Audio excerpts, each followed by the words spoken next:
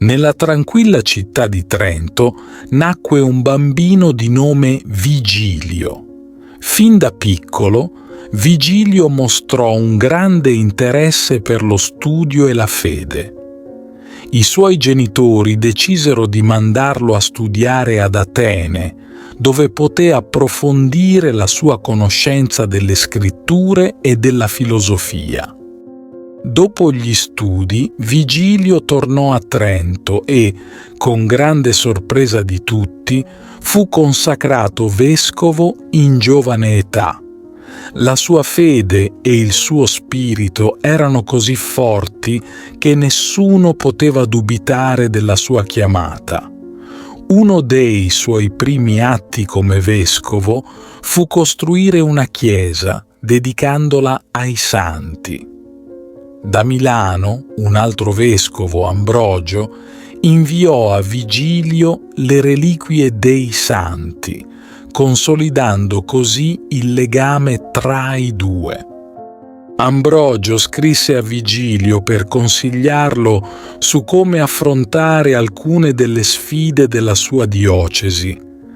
Gli suggerì di combattere l'usura, scoraggiare i matrimoni tra cristiani e pagani e di dare ospitalità agli stranieri, soprattutto ai pellegrini. Vigilio prese a cuore questi consigli e si dedicò con passione alla sua missione.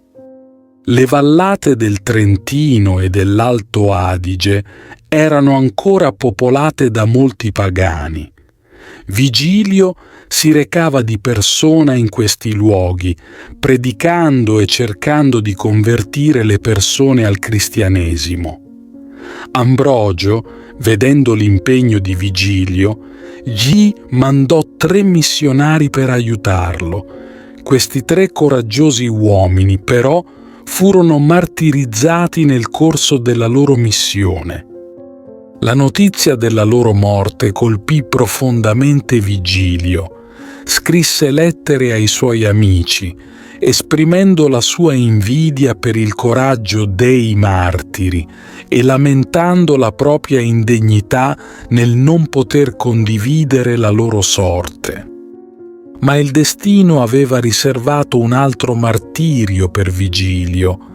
Mentre predicava nella remota Val Rendena, abbatté una statua di un dio pagano. I contadini, temendo di perdere il raccolto, si infuriarono e lapidarono Vigilio fino alla morte. Così Vigilio trovò la sua strada verso il martirio, unendo il suo destino a quello dei suoi amati missionari. Oggi Trento conserva con orgoglio le reliquie di Vigilio, un uomo che dedicò la sua vita a portare la luce della fede nelle valli oscure del Trentino e dell'Alto Adige. Le sue azioni e il suo sacrificio sono un esempio eterno di coraggio e dedizione per tutte le generazioni future.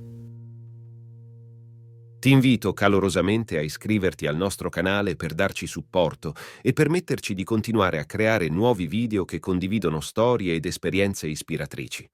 La tua iscrizione è un prezioso sostegno che ci motiva a condividere più contenuti di valore e a diffondere messaggi di speranza, fede e crescita personale. Grazie di cuore.